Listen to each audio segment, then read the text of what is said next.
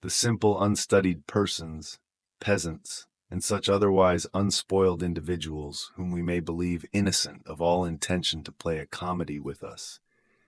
We can learn much from such people and from children, and it is to be believed that in studying them we are studying not a special class, but are establishing a generally valid paradigm of the whole of mankind. Children have the same features as adults, only clearer and simpler. For, suppose we consider any one of Darwin's dicta, e.g., that in the expression of anger and indignation the eyes shine, respiration becomes more rapid and intense, the nostrils are somewhat raised, the look misses the opponent. These so intensely characteristic indices occur equally in the child and the adult. Neither shows more or fewer, and once we have defined them in the child, we have done it for the adult also. Once the physiognomy of children and simple people has been studied, 88. The further study of different kinds of people is no longer difficult. There is only the intentional and customary masking of expression to look out for. For the rest, the already acquired principles, mutandis mutatis, are to be used. Darwin posits 3 general principles on which most expressions and gestures are to be explained. They are briefly: I, the principle of purposeful associated habits; the principle of contradiction; third, the principle of the direct activity of the nervous system. With regard to the first, when in the course of a long series of generations any desire, experience, or disinclination, etc., has led to some voluntary action, then, as often as the same or any analogous associated experience is undergone, there will arise a tendency to the realization of a similar action. This action may no longer have any use, but is inherited, and generally becomes a mere reflex. This becomes clearer when one notices how often habit facilitates very complex action. The habits of animals, the high steps of horses, the pointing of pointers, the sucking of calves, etc. It is difficult for us in falling to make opposite movements to stretching out the arms, even in bed. We draw on our gloves unconsciously. Gratiot says, "Whoever energetically denies some point, etc., shuts his eyes. If he assents, he nods and opens his eyes wide. Whoever describes a terrible thing shuts his eyes and shakes his head. Whoever looks closely raises his eyebrows. In the attempt to think the same thing is done, or the eyebrows are contracted, both make the glance keener. Thence follows the reflex activity."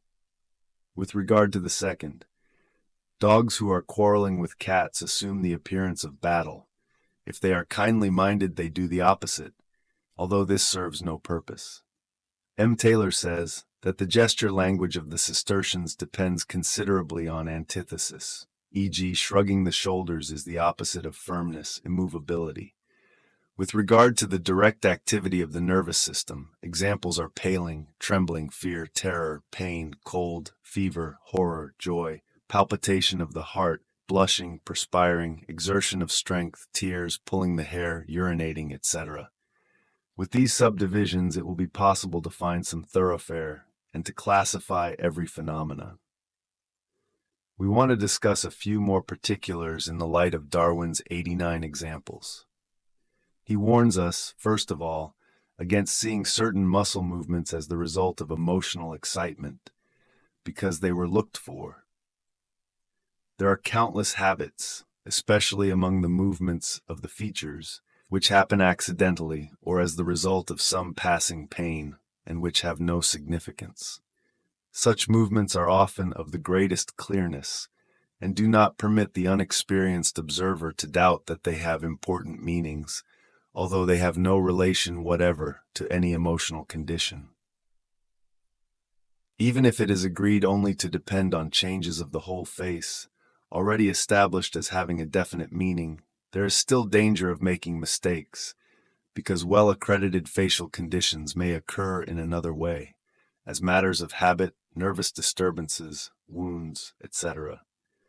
Hence, in this matter, too, care and attention are required, for if we make use of any one of the Darwinian norms, as, for example, that the eyes are closed when we do not want to see a thing or when we dislike it, we still must grant that there are people to whom it has become habitual to close their eyes under other and even opposed conditions.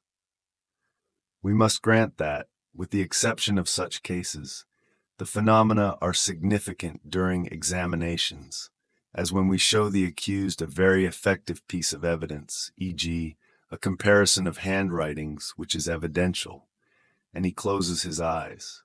The act is then characteristic and of importance, particularly when his words are intended to contest the meaning of the object in question. The contradiction between the movement of his eyes and his words is then suggestive enough. The same occurs when the accused is shown the various possibilities that lie before him, the movement of the examination, the correlations and consequences. If he finds them dangerous, he closes his eyes. So with witnesses also, when one of them, e.g., deposes to more and more harmfully than according to our own notion he can explain, he will close his eyes, though perhaps for an instant only, if the inevitable consequences of his deposition are expounded to him. If he closes his eyes, he has probably said too much, and the proper moment must not be missed to appeal to his conscience and to prevent more exaggerated and irresponsible assertions. This form of closing the eyes is not to be confused with the performances of persons who want to understand the importance of their depositions and to collect their senses, or who desire to review 90 the story mentally and consider its certainty. These two forms of closing the eyes are different. The first, which wants to shut out the consequences of testimony, is much shorter, the latter longer, because it requires a good deal of time to collect one's senses and to consider a problem. The first, moreover, is accompanied by a perceivable expression of fear, while the latter is manifest only by its duration. What is most important is a characteristic contemporary and perceivable defensive movement of the hand, and this occurs only in the cases where the desire is to exclude. This movement occurs even among very phlegmatic persons, and hence is comparatively reliable. It is not made by people who want undisturbedly to study a question and to that end shut their eyes. In a similar way, there is significance in the sudden closing of the mouth by either the accused or the witness. Resolution and the shutting of the mouth are inseparable. It is as impossible to imagine a vacillating, doubting person with lips closely pressed together as a firm and resolute person with open mouth. The reason implies Darwin's first law, that of purposeful associated habits. When a man firmly resolves upon some deed, the resolution begins immediately to express itself in movements which are closely dependent upon bodily actions.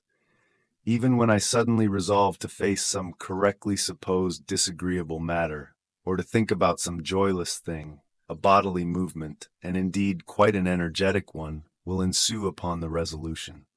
I may push my chair back, raise my elbows, perhaps put my head quickly between my hands, push the chair back again, and then begin to look or to think. Such actions, however, require comparatively little bodily exertion. Much more follows on different types of resolutions. In short, a firm resolution requires a series of movements immediately to follow its being made, and if we are to move, the muscles must be contracted. And it is, of course, obvious that only those muscles can be set in action which are, according to the immediate situation of the body, free to move. If we are sitting down, for example, we cannot easily make our feet conform to the movement of a march forward, nor can we do much with the thighs. Hence the only muscles we can use are those of the face and of the upper limbs. So then, the mouth is closed because its muscles are contracted, and with equal significance the arms are thrust outward sharply, the fist clenched, and the forearm bent. Anybody may try the experiment for himself by going through the actions enumerated and seeing whether he does not become filled 9 with a sense of resolution. It is to be especially observed, as has already been indicated, that not only are mental states succeeded by external movements, but imitated external movements of any kind awaken, or at least plainly suggest, their correlated mental states. If, then, we observe in any person before us the signs of resolution, we may certainly suppose that they indicate a turn in what he has said and what he is going to say. If they be observed in the accused, then he has certainly resolved to pass from denial to confession, or to stick to his denial, or to confess or keep back the names of his accomplices, the rendezvous, etc. Inasmuch as in action there is no other alternative than saying or not saying so, it might be supposed that there is nothing important in the foregoing statement. The point of importance lies, however, in the fact that a definite resolution has been reached of which the court is aware, and from which a departure will hardly be made. Therefore, what follows upon the resolution so betrayed, we cannot properly perceive.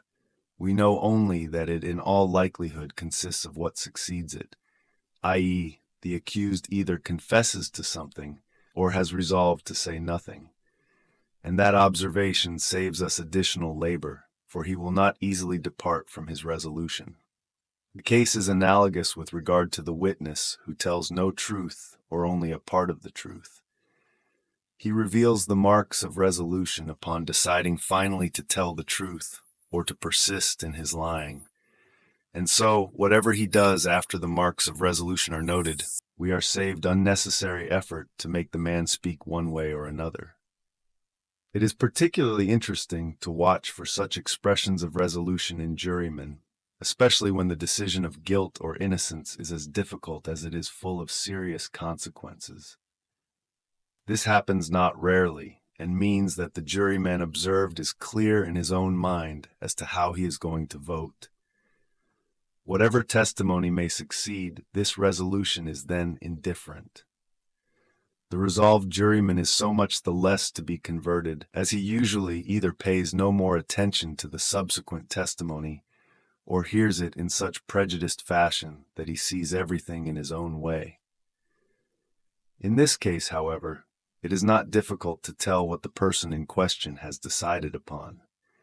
If the action we now know follows a very damaging piece of testimony, the defendant is condemned thereby. If it follows excusive testimony, he is declared innocent. Anybody who studies the matter may observe that these manifestations are 9 made by a very large number of jurymen, with sufficient clearness to make it possible to count the votes and predict the verdict. I remember vividly in this regard a case that occurred many years ago. 3 men, a peasant and his 2 sons, were accused of having killed an imbecile who was supposed to have boarded in their house.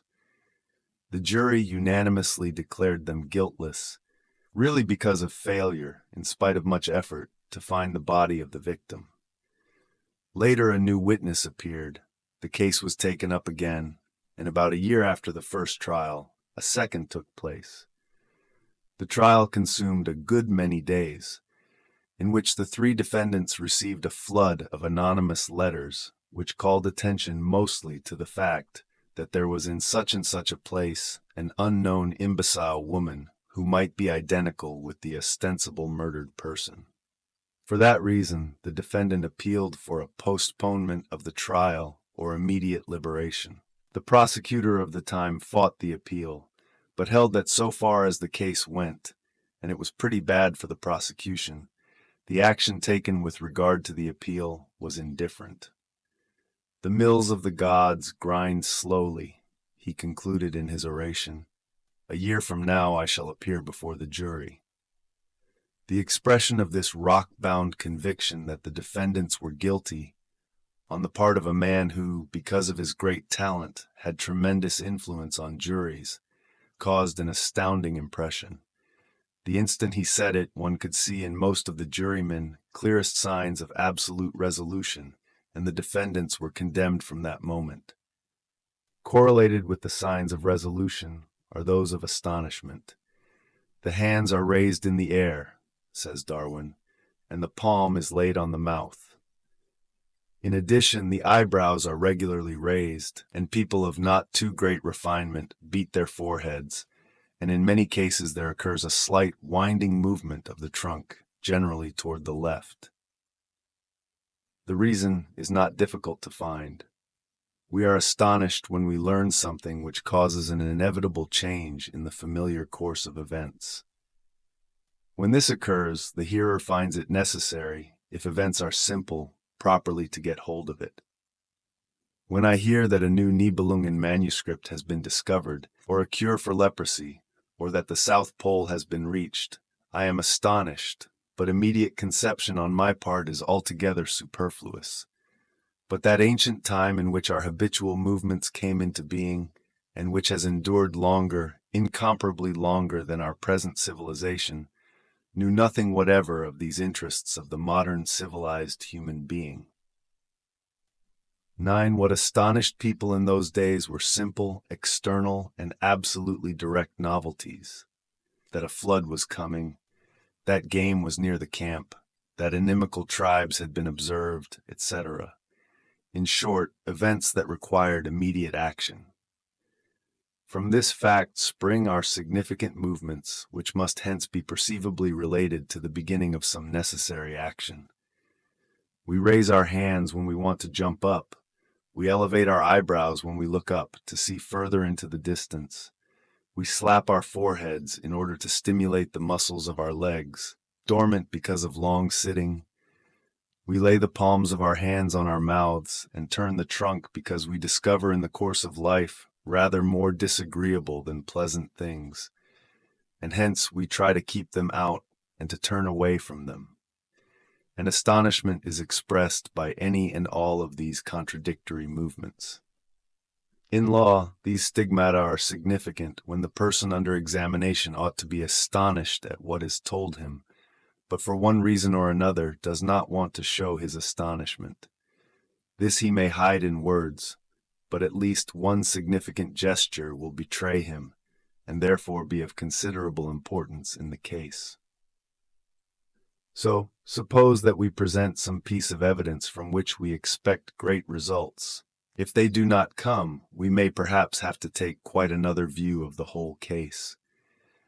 It is hence important not to be fooled about the effect, and that can be accomplished only through the observation of the witness's gestures, these being much more rarely deceptive than words. Scorn manifests itself in certain nasal and oral movements. The nose is contracted and shows creases. In addition, you may count the so-called sniffing, spitting, blowing as if to drive something away, folding the arms, and raising the shoulders. The action seems to be related to the fact that among savage people, at least, the representation of a worthless, low and despicable person is brought into relation with the spread of a nasty odor. The Hindu still says of a man he scorns, he is malodorous. That our ancestors thought similarly, the movement of the nose, especially raising it and blowing and sniffing, makes evident. In addition, there is the raising of the shoulders, as if one wanted to carry the whole body out of a disgusting atmosphere. The conduct here is briefly the conduct of the proud. If something of the sort is observable in the behavior of a witness, it will, as a rule, imply something good about him. The accused denies thereby his identity with the criminal, or he has no other way of indicating the testimony of some damaging witness as slander, or he marks the whole body of testimony with this gesture as a web of lies. The case is similar when a witness so conducts himself and expresses scorn. He will do the latter when the defendant or a false witness for the defense accuses him of slander, when indelicate motives are ascribed to him, or earlier complicity with the criminal, etc.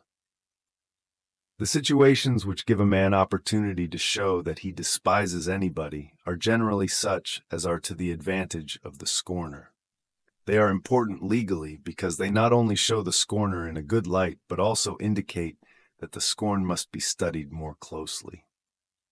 It is, of course, naturally true that scorn is to a great degree simulated, and for that reason the gestures in question must be attentively observed. Real scorn is to be distinguished from artificial scorn almost always by the fact that the latter is attended by unnecessary smiling. It is popularly and correctly held that the smile is the weapon of the silent.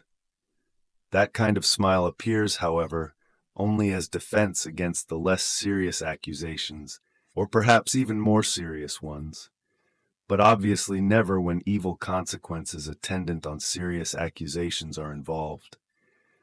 If indubitable evil is in question, no really innocent person smiles, for he scorns the person he knows to be lying and manifests other gestures than the smile. Even the most confused individual who is trying to conceal his stupidity behind a flat sort of laughter gives this up when he is so slandered that he is compelled to scorn the liar. Only the simulator continues to smile. If, however, anybody has practiced the manifestation of scorn, he knows that he is not to smile, but then his pose becomes theatrical and betrays itself through its exaggeration. Not far from scorn are defiance and spite. They are characterized by baring the canine teeth and drawing together the face in a frown when turning toward the person upon whom the defiance or spite is directed. I believe that this image has got to be variously filled out by the additional fact that the mouth is closed and the breath several times forced sharply through the nostrils. This arises from the combination of resolution and scorn, these being the probable sources of defiance and spite. As was explained in the discussion of resolution, the mouth is bound to close. Spite and defiance are not thinkable with open mouth. Scorn, moreover, demands, as we have shown, this blowing, and if the blowing is to be done while the mouth is closed, it must be done through the nose. Derision and depreciation show the same expressions as defiance, and spite, but in a lesser degree. They all give the penologist a good deal to do, and those defendants who show defiance and spite are not unjustly counted as the most difficult we have to deal with. They require, above all, conscientious care and patience, just indeed because not rarely there are innocents among them.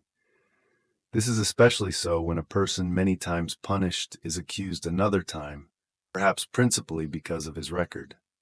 Then the bitterest defiance and almost childish spite takes possession of him against persecuting mankind, particularly if, for the nonce, he is innocent. Such persons turn their spite upon the judge as the representative of this injustice, and believe they are doing their best by conducting themselves in an insulting manner and speaking only a few defiant words with the grimmest spite. Under such circumstances, it is not surprising that the inexperienced judge considers these expressions as the consequences of a guilty conscience, and that the spiteful person may blame himself for the results of his defiant conduct. He therefore pays no more attention to the unfortunate. How this situation may lead to an unjust sentence is obvious. But whether the person in question is guilty or not guilty, it is the undeniable duty of the judge to make especial efforts with such persons, for defiance and spite are in most cases the result of embitterment, and this again comes from the disgusting treatment received at the hands of one's fellows. And it is the judge's duty at least not to increase this guilt if he cannot wipe it away.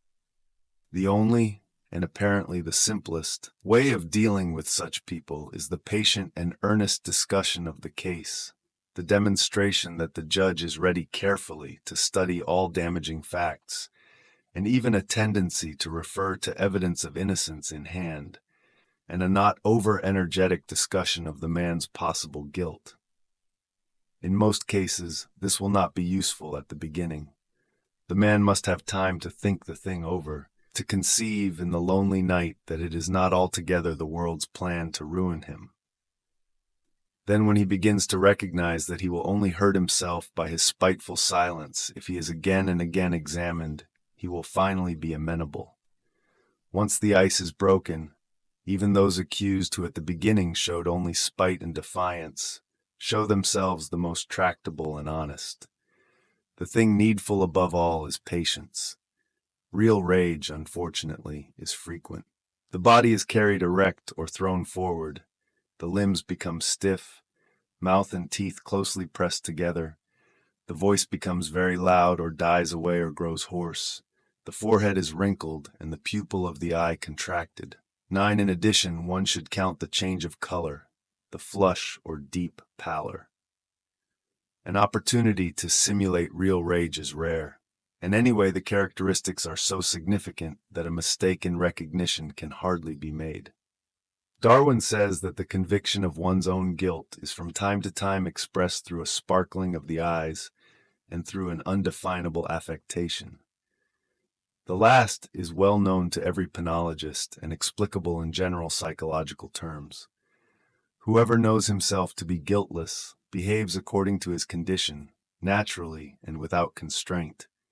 Hence the notion that naive people are such as represent matters as they are. They do not find anything suspicious in them because they do not know about suspicious matters. But persons who know themselves guilty and try not to show it must attain their end through artifice and imitation, and when this is not well done, the affectation is obvious. There is also something in the guilty sparkle of the eye.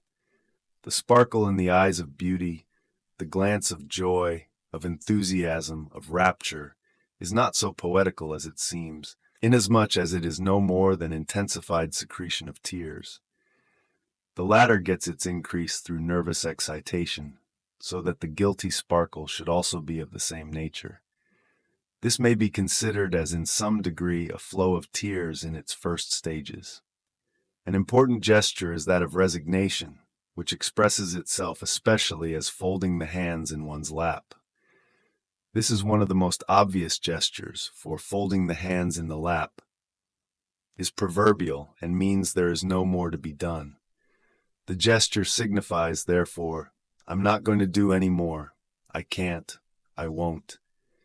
Hence it must be granted that the condition of resignation and its gesture can have no significance for our own important problem, the problem of guilt, inasmuch as the innocent as well as the guilty may become resigned, or may reach the limit at which he permits everything to pass without his interference.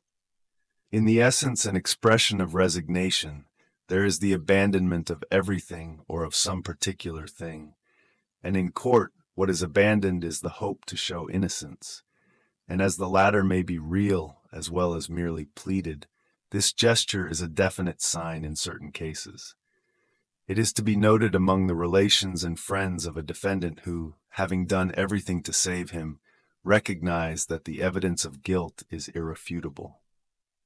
It is again to be noticed among courageous lawyers who, having exerted all their art to save their clients, perceive the failure of their efforts. And finally, the defendants show it, who 9 have clearly recognized the danger of their case. I believe that it is not an empirical accident that the gesture of resignation is made regularly by innocent persons. The guilty man who finds himself caught catches at his head perhaps, looks toward heaven gritting his teeth, rages against himself, or sinks into a dull apathy. But the essential in resignation and all its accompanying movements is foreign to him. Only that conforms to the idea of resignation which indicates a surrender, the cession of some value that one has a claim on. If a man has no claim to any given thing, he cannot resign it. In the same way, a person without right to guiltlessness and recognition will instinctively not surrender it with the emotion of resignation, but at most with despair or anger or rage. And it is for this reason that the guilty do not exhibit gestures of resignation. The contraction of the brow occurs in other cases besides those mentioned. Before all, it occurs when anything is dealt with intensively, increasing with the increase of the difficulty of the subject. The aboriginal source of this gesture lies in the fact that intensive activities involve the need of acuter vision, and this is in some degree acquired by the contraction of the skin of the forehead above the eyebrows, for vision is clarified in this way. Intensive consideration on the part of a defendant or a witness, and the establishment of its reality or simulation, are significant in determining whether he himself believes the truth of what is about to be explained.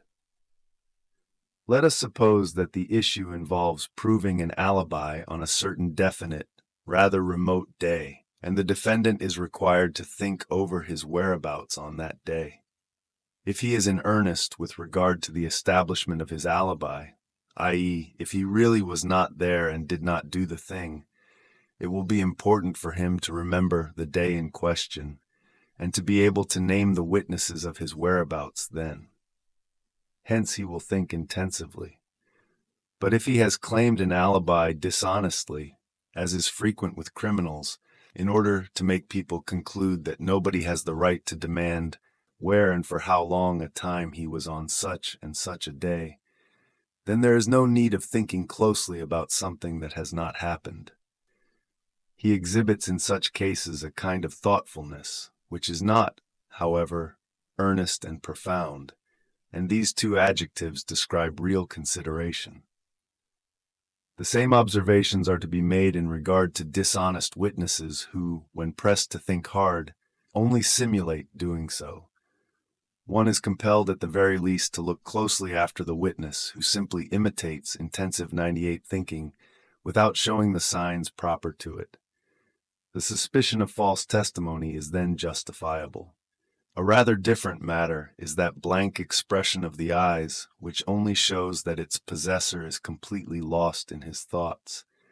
This has nothing to do with sharp recollection and demands above all things being let alone or the belief of being so. In this case, no distinguishing gestures are made, though the forehead, mouth, or chin may be handled, only, however, when embarrassment occurs, i.e., when the man observes that he is being watched, or when he discovers that he has forgotten the presence of other people. It is supposed that this does not occur in court, but it does happen not infrequently when, for example, the judge, after some long discussion with the accused, is about to dictate what has been said. If this takes rather a long time, it may chance that the witness is no longer listening, but is staring vacantly into the distance. He is then reviewing his whole life or the development and consequences of his deed. He is absorbed in a so-called intuitive thought, in the reproduction of events. Intensive consideration requires the combination of particulars and the making of inferences. Hence, the form of thinking we have just been speaking of is merely spiritual sightseeing. It is when this takes place that confessions are most easy to get, if only the judge keeps his eyes properly open. That contraction of the brow signifies a condition of disgust is well known, but there is yet, as I believe, a still other use of this contraction, i.e., its combination with a smile, indicating disbelief. How this union occurred seems comparatively undiscoverable. Perhaps it results from the combination of the smile of denial with the frown of sharp observation. But the gesture is, in any event, reliable, and may not easily stand for anything but disbelief and doubt. Hence it is always a mistake to believe that anybody who makes that expression believes what he has heard. If you test it experimentally, you will find that when you make it, you say involuntarily to yourself, "Well now, that can't be true," or "Look here, that's a whopper," or something like that. The expression occurs most frequently in confronting witnesses with defendants, and especially witnesses with each other. The close relation of the contraction of the brow with its early stage, a slight elevation of the eyebrows, is manifest in the fact that it occurs under embarrassment, not very regularly but almost always upon the perception of something foreign and inexplicable, or upon getting twisted in one's talk. In fact, upon all such conditions 99, which require greater physical and psychical clearness of vision, and hence the shutting out of superfluous light. The expression may be important on the face of a defendant who asserts, e.g., that he does not understand an argument intended to prove his guilt.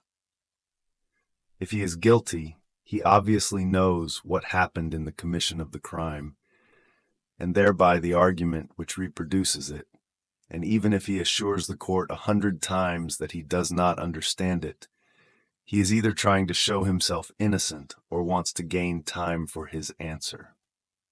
If he is innocent, it may be that he really does not understand the argument, because he is unaware of the actual situation. Hence he will frown and listen attentively at the very beginning of the argument. The guilty person perhaps also aims to appear enormously attentive, but he does not contract his brow because he does not need to sharpen his glance. He knows the facts accurately enough without it. It is important for the penologist to know whether a man has in the course of his life undergone much anxiety and trouble, or whether he has lived through it carelessly. Concerning these matters, Darwin points out that when the inner ends of the eyebrows are raised, certain muscles have to be contracted, i.e., the circular ones, which contract the eyebrows, and the pyramidal muscle of the nose, which serve both to pull down and contract the eyelids. The contraction is accomplished through the vigorous drawing together of the central bundle of muscles at the brow. These muscles, by contracting, raise the inner ends of the brow, and since the muscles which contract the eyebrows bring them together at the same time, their inner ends are folded in great lumpy creases. In this way, short oblique and short perpendicular furrows are made. Now this few people can do without practice. Many can never perform it voluntarily, and it is more frequent among women and children than among men. It is important to note that it is always a sign of spiritual pain, not physical. And curiously enough, it is as a rule related with drawing down the corners of the mouth. Further, to study the movements of the features will require an examination into the reasons for the action of these, and not other muscles, as accompaniments of the psychical states. Peiter holds, it is due to the fact that the motor nerves which supply these muscles rise right next to the purely psychical centers, and hence these muscles are the supports of the organs of sense. The latter is no doubt correct, but the first statement is rather doubtful. In any event, it is evident that the features contain an exceptionally large number 00 of fine muscles with especially rich motor capacity, and hence move together and in accordance with the psychical conditions. It may be that the other muscles of the body have also a share in this, but that we fail to perceive the fact. Such movements, however, have not been essential. We may take it as a general rule that all joyous and uplifting emotions, even astonishment, are succeeded by the raising of the skin of the forehead, the nostrils, the eyes, the eyelids, while sad and oppressing emotions have the contrary effect. This simple and easy rule renders immediately intelligible many an otherwise obscure expression which we find important but concerning the meaning of which we are in doubt. The development of a movement in any face goes, according to Harless, in this fashion. The superior motor nerve is the oculomotorius. The stimulation reaches this one first. The mildest alteration of emotion betrays itself most rapidly in the look, the movement and condition of the pupil of the eye. If the impulse is stronger, it strikes the roots of the motor end of the trigeminus, and the movement of the muscles of mastication occur. Then the intensified affection spreads through the other features. Nobody will, of course, assert that even a completely developed physiognomical science will help us over all our difficulties, but with a little attention, it can help us to a considerable degree. This help we do need, as La Rochefoucauld points out, with even contemporary correctness. It is easier to know men than to know a particular man. Section: the hand. The physiognomy of the hand stands close to that of the face in significance, and is in some relations of even greater importance, because the expression of the hand permits of no or very slight simulation. A hand may be rendered finer or coarser, may be rendered light or dark. The nails may be cared for or allowed to develop into claws. The appearance of the hand may be altered, but not its physiognomy or character. Whoever creases his face in the same way for 1,000 times finally retains the creases and receives from them a determinate expression, even if this does not reveal his inner state. But whoever does the same thing 1,000 times with his hand does not thereby impress on it a means of identification. The frequent Tartuffian rolling of the eyes finally gives the face a pious, or at least pietistic expression. But fold your hands in zero daily prayer for years, and nobody would discover it from them. It seems, however, of little use to know that human hands cannot be disguised if they are little or not at all differentiated, but as it happens they are, next to the face, the most extremely and profoundly differentiated of human organs. And a general law teaches us that different effects are produced by different causes, and that from the former the latter may be inferred.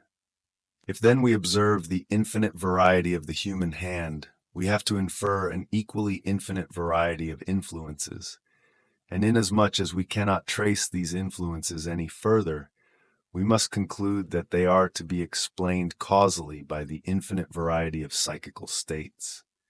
Whoever studies the hand psychologically gains in the course of time a great deal of faith in what the hand tells him. And finally, he doubts it only when chirognomy conflicts with physiognomy.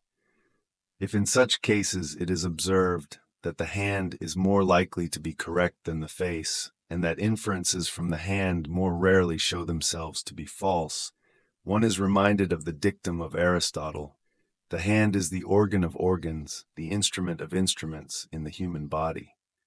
If this is correct, the favored instrument must be in the closest kind of relation with the psyche of the owner. But if this relation exists, there must be an interaction also. If the hand contained merely its physical structure, Newton would never have said, "Other evidence lacking, the thumb would convince me of God's existence." How far one ought to establish fundamental propositions in this matter, I cannot easily say. Perhaps it would be scientifically most correct to be satisfied for the time with collecting the carefully and keenly observed material and getting the anatomists, who are already in need of material for professional investigations, to take the matter up. In collecting photographs of hands belonging to persons whose characters are well known, and in getting a sufficient number of properly equipped persons to make the collection. If we had enough material to draw fundamental principles from, much that has been asserted by Bell, Carus, Darpentini, Allen, Gessman, Liersch, Landsberg, etc., might be proved and tested.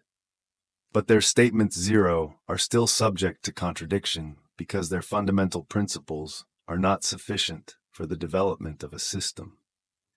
Probably nobody will doubt some of the more common statements. All will grant with Winckelmann that a beautiful hand is in keeping with a beautiful soul, or with Balzac that people of considerable intellect have handsome hands, or in calling the hand man's second face. But when specific coordinations of the hand are made, these meet with much doubt. So, for example, Esser calls the elementary hand essentially a work hand, the motor essentially a masculine hand, having less soul and refinement of character than will and purposefulness. So again, the sensitive hand implies generally a sanguine character, and the psychic hand presents itself as the possession of beautiful souls and noble spirits. However true this classification may be, the establishment and description of the various significatory signs is very difficult, especially because the forms named rarely appear in clear and sharply defined subdivisions. The boundaries are fluid, like the characters themselves, and where the properties of one group pass almost directly into the other, both description and recognition are difficult. If, then, we cannot depend upon a systematic and at present remote treatment, we still may depend on well-founded observations which appear as reliable presuppositions in the light of their frequent repetition. Not essentially psychological, but of importance for the criminalist, are the inferences we may draw from Herbert Spencer's assertion that people whose ancestors have worked with their hands possess heavy hands. Conversely, people whose ancestors have not worked hard with their hands possess small and fine hands. Hence the small delicate hands of Jews, the frequent perfection of form and invariable smallness of the hands of gypsies, who have inherited their hands from high-caste Hindus, and the so-called racial hands of real aristocrats. That hard work, even tumbling, piano playing, etc., should alter the form of a hand is self-evident, since muscles grow stronger with practice and the skin becomes coarser and drawn through friction, sharp wind, and insufficient care. As is well known, physical properties are hereditary and observable in any study of races. Is it any wonder that a skilled glance at a man's hand may uncover a number of facts concerning the circumstances of his life? Nobody doubts that there are raw, low, sensual, fat hands. And who does not know the suffering, spiritual, refined, and delicate zero hand? Hands cannot, of course, be described and distinguished according to fixed classification. And no doubt Hellenbach was right when he said, "Who can discover the cause of the magic charm which lies in one out of 100,000 equally beautiful hands?" And this is remarkable because we are not fooled through a well-cared-for, fine, and elegant hand. Everybody, I might say, knows the convincing quality that may lie in the enormous leathery fist of a peasant.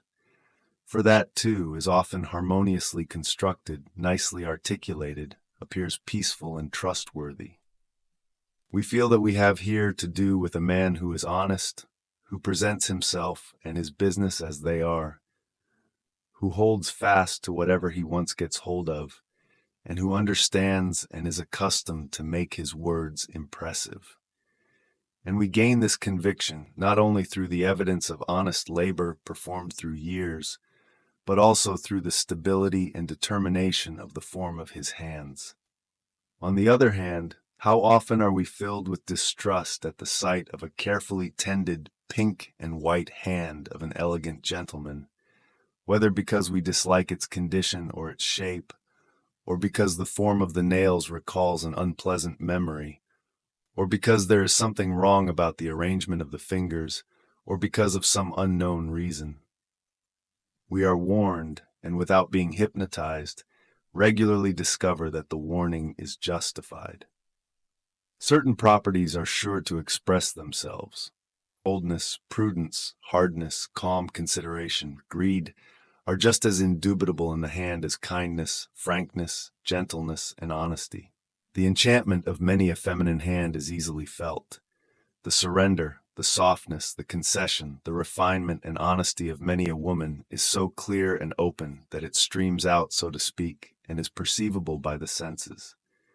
To explain all this, to classify it scientifically, and to arrange it serially, would be, nowadays at least, an unscientific enterprise.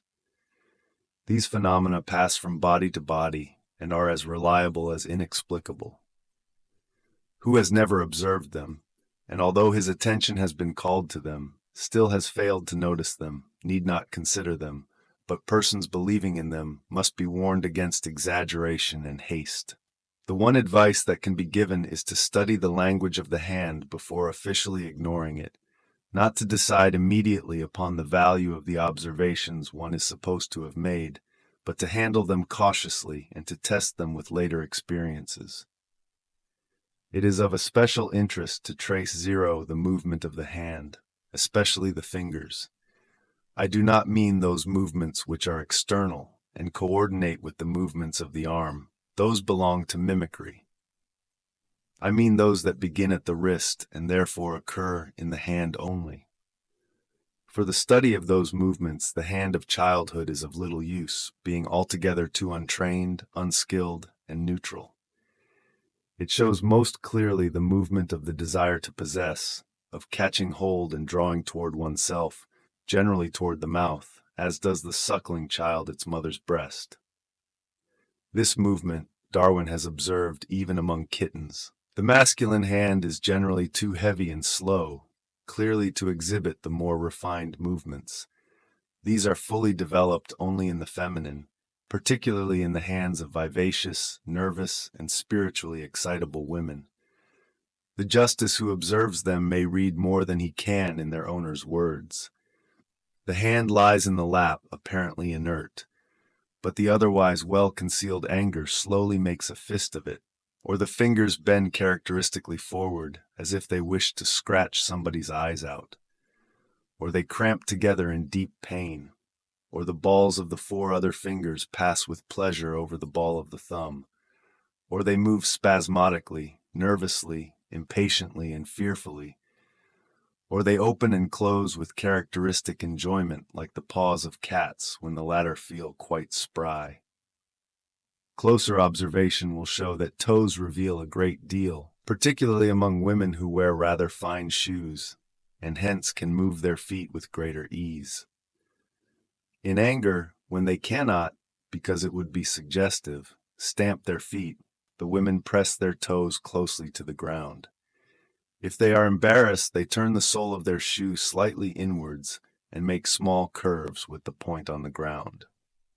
Impatience shows itself through alternating and swinging pressure of heel and toe, repeated with increasing rapidity.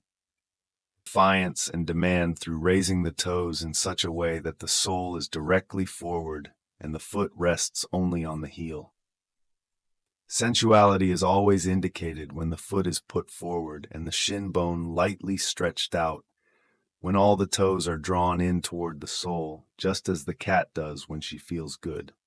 What women do not say in words and do not express in their features and do not indicate in the movement of their hands, they say with their feet.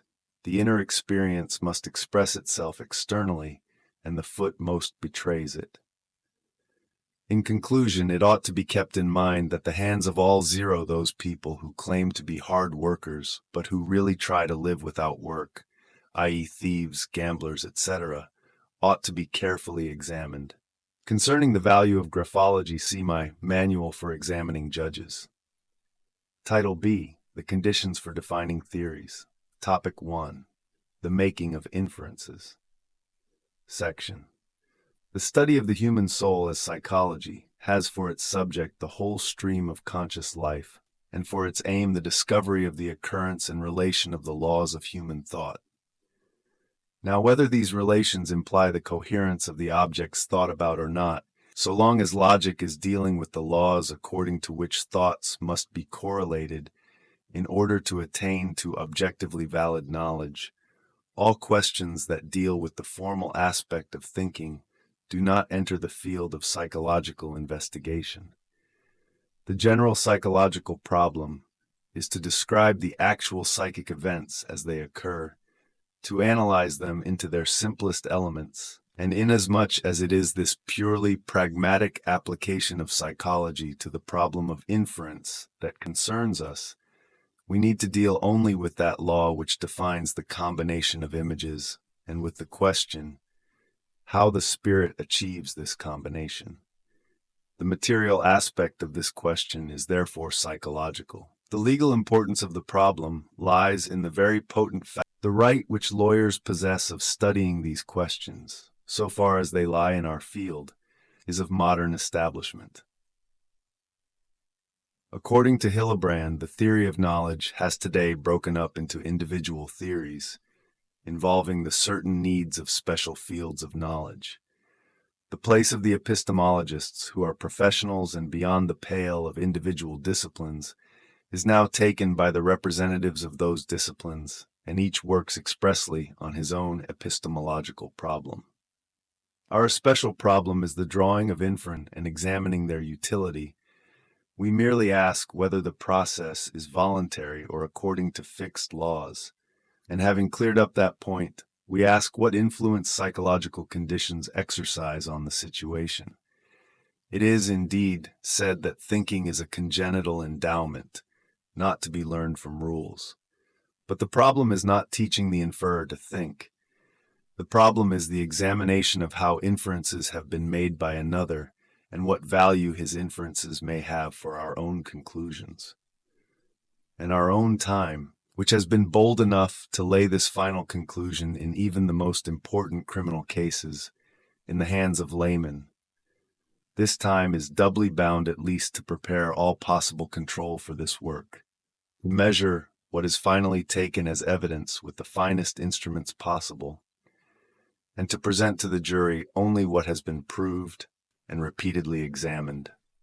It might almost seem as if the task the jury trial sets the judge has not been clearly perceived.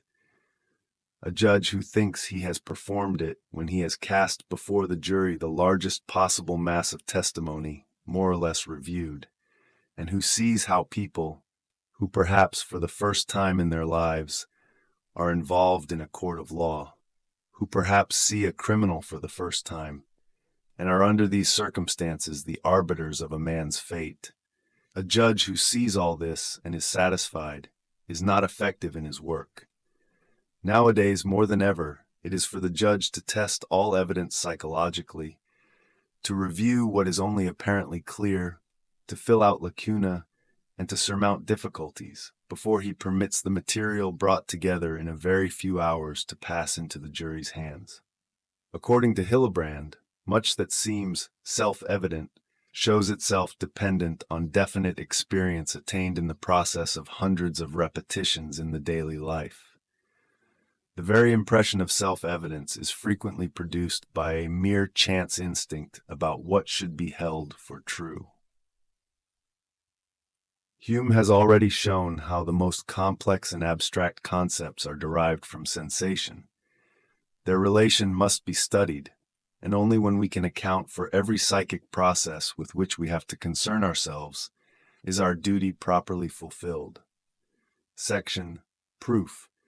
Mittermeier holds that, as a means of testimony in the legal sense of that term, every possible source must be examined which zero may suffice the judge according to law, and from such examination only may the requisite certainties be attained from which the judge is to assume as determined facts relevant to his judgment. Only the phrase, according to law, needs explanation, inasmuch as the source of reasons and certainties must satisfy the legal demands not only formally, but must sustain materially every possible test, whether circumstantial or logico-psychologic. If, for example, the fundamental sources should be a combination of a judicial examination of premises, local Augenschein, testimony of witnesses, and a partial confession, the requirements of the law would be satisfied if the protocol were written or made according to prescribed forms, if a sufficient number of properly summoned witnesses unanimously confirmed the point in question, and if finally the confession were made and protocoled according to law. Yet, though the law be satisfied, not only may the conclusion be wholly false, but every particular part of the evidence may be perfectly useless, without the presence anywhere of intentional untruth. The personal examination may have been made by a judge who half the time, for some sufficiently cogent reason, had a different conception of the case than the one which later appeared to be true. It need not have been necessary that there should be mixed therewith false information of witnesses, incorrect observation, or such other mistakes.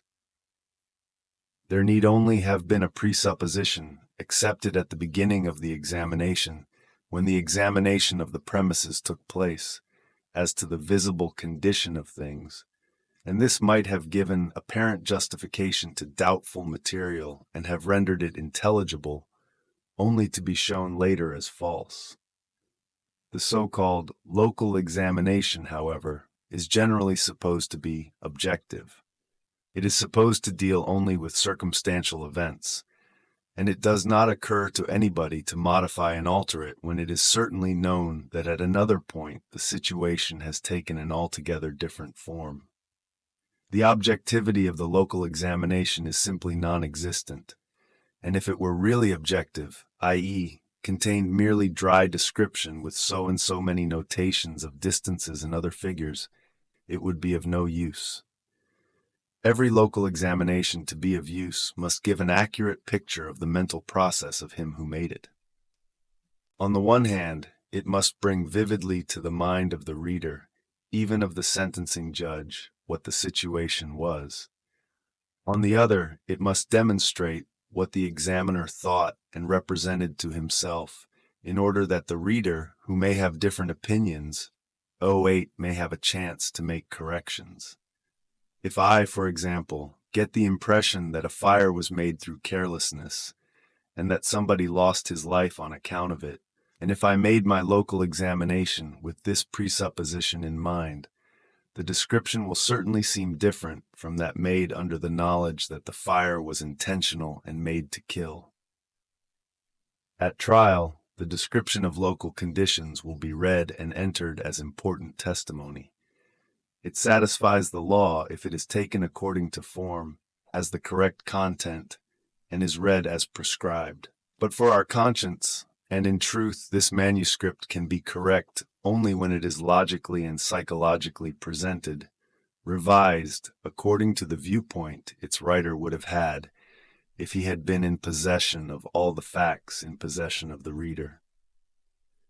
This work of reconstruction belongs to the most difficult of our psychological tasks, but it must be performed unless we want to go on superficially and without conscience. The judgment and interpretation of the testimony of witnesses demand similar treatment. I am legally right if I base my judgment on the testimony of witnesses, provided there are enough of them and they are properly subpoenaed. If nothing suggestive is offered against their testimony, they do not contradict each other, and especially if there are no contradictions in the testimony of any single individual. This inner contradiction is rather frequent, and the inattention with which the protocols, as a rule, are read, and the scanty degree in which the testimony is tested logically and psychologically, are shown clearly by the fact that the inner contradictions are not observed and worked over more frequently.